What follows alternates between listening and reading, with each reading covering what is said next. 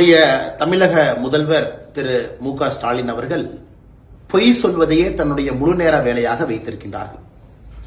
அவர் முதலமைச்சரான பிறகு எவ்வளவு பொய் சொல்லியிருக்காருன்னு பார்த்தீங்கன்னா, அந்த குற்றங்கள் அடுக்குனீங்கன்னா அதுக்கு நீங்க பக்கத்தை வைத்து நிரப்ப முடியாது. இன்று அவர் சொல்லியிருக்கக்கூடிய மற்றும் ஒரு பொய், நம்முடைய மாண்புமிகு பாரத பிரதமர் திரு நரேந்திர மோடி அவர்கள் தமிழர்கள் அவமதிச்சு பேசிட்டாங்க ஒரிசால தேர்தல் பரப்புரை என்பது. இது முதலமைச்சருக்கு சரியா படிக்கிறது இல்லை, யாரோ எழுதி கொடுத்ததை பார்த்துட்டு இன்னொருத்தர் கொடுப்பாரு, யாரோ அறிக்கை டைப் அடிச்சு அவர் ட்விட்டர்ல போட்டிருப்பாங்க. அதனால் இந்த பதிவு குறிப்பாக தமிழகத்தினுடைய முதலமைச்சர் திரு மு.க. ஸ்டாலின் அவர்களுக்கு அவருக்கு என்னென்ன முதல்ல தெரியணும், அவருக்கு முதல்ல புரிஞ்சாதான் அவருக்கு இருக்கிற அட்வைசருக்கு சரியா சொல்லி அவங்க கரெக்டா அதை ட்விட்டர்லாம் கரெக்டா எழுதுவாங்க. மாண்புமிகு தமிழக முதலமைச்சர் திரு மு.க. ஸ்டாலின் அவர்களே, ஒரு விஷயத்தை நீங்க புரிஞ்சுக்கணும்.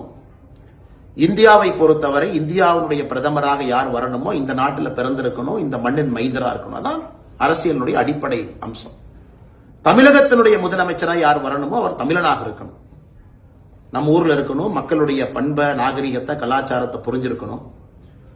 அதே போல கர்நாடகாவில் யார் வரணுமோ அந்த ஊர்ல இருந்திருக்கணும், தெலுங்கானாவில் யார் வரணுமோ அந்த ஊர்ல இருக்கணும்.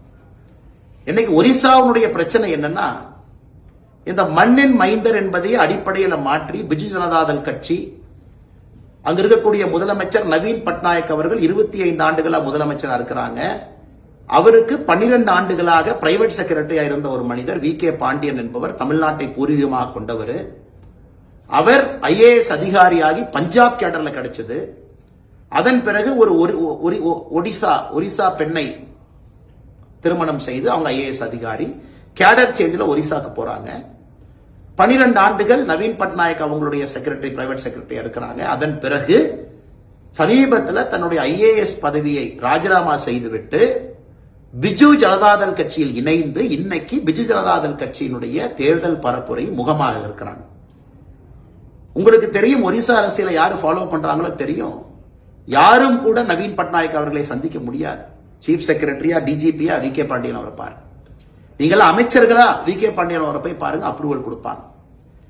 ஏன் நவீன் பட்நாயக் அவர்கள் வெளியே பேச வேண்டும் என்றாலும் கூட வி.கே. பாண்டியன் அவர்கள் என்ன சொல்றாங்களோ அதுதான் பேசுவாங்க. இன்னைக்கு ஒரிசாவுடைய அரசியல், ஒரிசாவை சாராத ஒரு மனிதர் அந்த அரசியலை இயக்குவதா?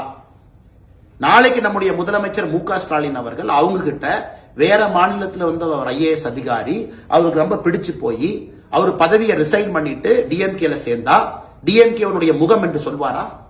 ஆனா அங்க நவீன் பட்நாயக் சொல்லியிருக்காரு, அது தவறு தானே? தமிழர்களுக்கு எல்லா இடத்திலும் மரியாதை இருக்கு, எல்லா இடத்திலும் தமிழர்கள் உயர வேண்டும். ஆனால் அந்தந்த மாநிலத்தினுடைய அரசியல் தன்மையை நாம் புரிந்து கொள்ள வேண்டும். இன்னைக்கு பிரதமர் அவர்கள் பேசியிருப்பது பூரி ஜெகநாதர் ஆலயத்தினுடைய கருவூலத்தினுடைய சாவி, அது காணாம போயிருச்சு. யாரோ திட்டம் போட்டு அதை மறைச்சிருக்கிறாங்க. 12 ஆண்டுகளாக முதலமைச்சருடைய செக்ரட்டரியா இருக்கக்கூடியவர் வி.கே. பாண்டியன். அப்ப அந்த சாவி எங்க போச்சு? அதுக்கு ஒரு கமிட்டி எல்லாம் போட்டிருக்காங்க. இன்னைக்கு ஒரிசால பாரதிய ஜனதா கட்சியினுடைய உறுதிமொழி, நாம் அங்கே ஆட்சிக்கு வரும்பொழுது அந்த சாவியை கண்டுபிடித்து திரும்ப கொண்டு வந்து பூரி ஜெகநாதர் அவர்களுக்கு எந்த மரியாதை செய்ய வேண்டுமோ நாம் செய்வோம்.